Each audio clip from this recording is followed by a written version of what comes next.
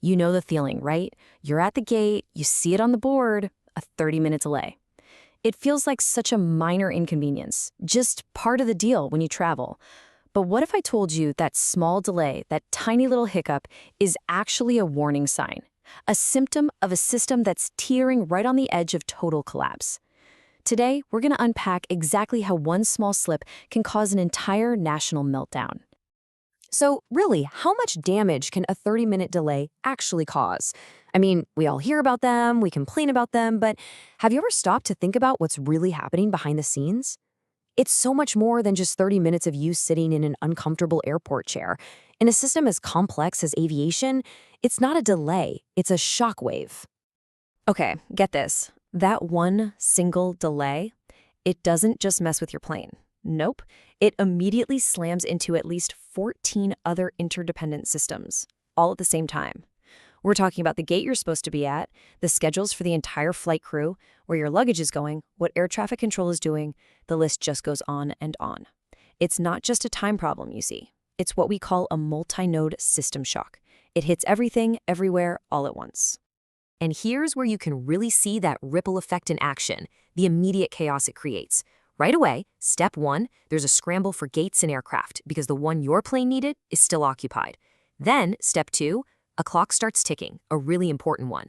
It's the crew's legal duty time, and if they time out, they can't fly, period. Step three, your bags and everyone else's start a domino effect, missing connections. And finally, step four, the entire air traffic control network has to start playing this high-stakes game of Tetris, rerouting planes in real time. It's a mess. And listen, this isn't just some theoretical exercise. This is real. In India, for example, this exact ripple effect has scaled up into a full-blown national crisis. The symptoms, they're everywhere. We're talking frequent safety incidents, massive delays and cancellations becoming the norm, airlines literally going bankrupt, and airport infrastructure just completely overloaded. The whole system is basically flashing a giant red warning light. So what is the real root cause here? I mean, this can't just be bad luck, right? It's not just one airline making a mistake. There has to be something much deeper, something fundamental in the system that allows one tiny delay to cause this much chaos. All right, to really get to the bottom of this, we need to talk about something called the value chain. Now, that might sound a little jargony, but it's actually pretty simple. It's the entire sequence of everything and everyone involved in getting you from point A to point B. It's not just the flight itself. Think bigger. It's the company that leases the airplane, the crew that does the maintenance, the academy that trains the pilots, the airport itself, even the regulators. Every single link in the chain. And this quote just hits the nail on the head. Everyone was locally efficient and globally destructive. Think about what that means. Each individual part of that value chain, the airline, the airport, the regulator, they were all working in their own little silos, trying to be as efficient as possible for themselves. The airline wants to maximize profit. The airport wants to maximize runway usage. They were all doing their own jobs perfectly, efficiently. But because nobody was looking at the whole picture, together, they were destroying the entire system. And this table just lays the failure completely bare.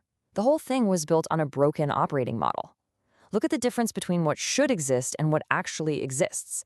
Instead of dynamic planning that can absorb shocks, they had static, rigid plans. Instead of multi-scenario rostering for crews, they had simple, single-logic schedules that break at the first sign of trouble. Instead of having buffer crew pools for when things go wrong, they had hyper-lean staffing with zero slack. And instead of a proactive war room to prevent problems, they had, well, constant firefighting after the fact. Every single decision was made for short-term efficiency, and it created a system that was incredibly fragile in the long run. And this leads to such an important point, especially today. You know, our first instinct is always to throw technology at a problem. Let's get some AI in there. Let's automate it. But the truth is, and this is the big one, you cannot fix a broken value chain with intelligence. You cannot automate a weak operating model. You just can't. It's like trying to automate chaos. It doesn't work.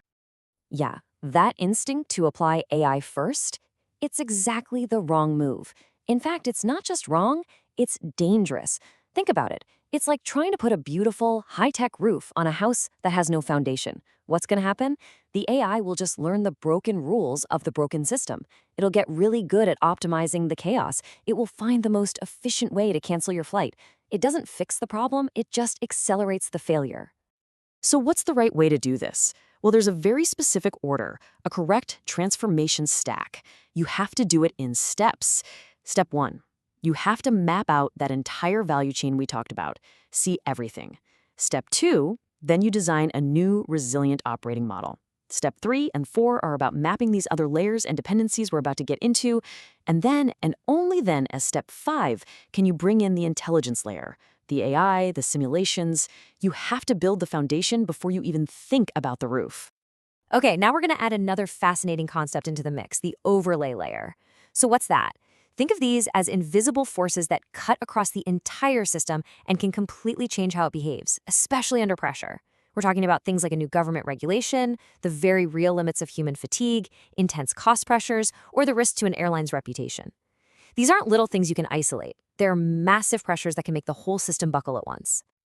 And this brings us to what might be the single most important and most often ignored discipline in all of this. It's called cross-dependency impact analysis. It's basically the missing piece of the puzzle. All it does is ask one profoundly simple question. If I change this one little thing over here, how many other things over there are going to destabilize and break? It's all about seeing the invisible connections and predicting the chain reactions before they happen.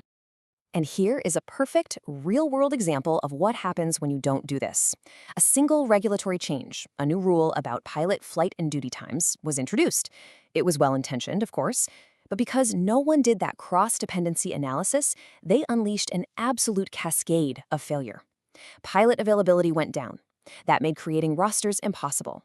That meant fleet utilization plummeted. That led to airport congestion going up, which created a massive passenger backlog, which, you guessed it, forced the government to intervene. A complete mess, all triggered by one simple rule change. So how in the world do you fix a system that is this broken? I mean, we've laid it all out. It's a massive, complex, interconnected failure. It almost seems impossible, right? But it's not. The analysis points to one single, mandatory, non-negotiable first step. So what is job number 1? It's exactly what it sounds like. It's the one thing you have to do before anything else. Before you deploy new tech, before you write new policy, before you launch some fancy automation program, you start here. And here it is, the executive mandate. No technology deployment, policy reform, or automation program shall be initiated until a complete, integrated, and intelligence-enabled value chain and value system map of the national aviation ecosystem is established. Wow. So what does that mean in plain English? It means you stop everything, and you first create a complete map of the entire system. You make all those invisible connections visible. You have to understand how everything, from the company leasing the planes, to the food court in the airport, to the fatigue of a single pilot, are all part of one single living organism. And really, the philosophy behind this is so simple and so powerful. You cannot stabilize what you cannot see from end to end, and you cannot govern what you cannot model. It's that basic. If you don't have a map, you're just flying blind. Visibility is the absolute first step towards getting control and building a resilient system. So let's wrap up with this question.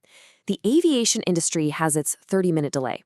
It's that small, seemingly insignificant problem that, when you pull on the thread, reveals a massive systemic weakness. So the question I want to leave you with is this. In your world, in your industry, in your company, what's your 30-minute delay? What's that small frustration that's actually pointing to a much, much bigger problem?